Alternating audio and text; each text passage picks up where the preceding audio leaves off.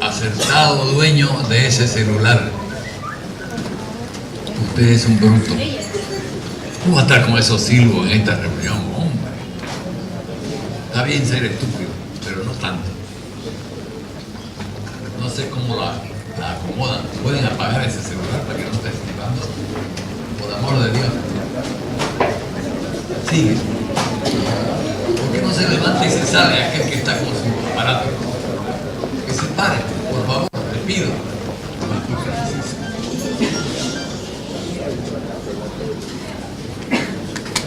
¿Por qué no pasan los que están hablando allá para que hablen más tranquilos adentro? Siempre mi respeto al alcalde municipal y bueno, ya sabemos su estilo, su manera de actuar. Es mal visto, pero lo queremos, lo conocemos y sabemos cómo él fácilmente se altera. ¿Qué les puedo decir? Ya es la edad, de las buenas modales, pero es su estilo de él y ese es el estilo que Santa Cruz conoce y por él han votado.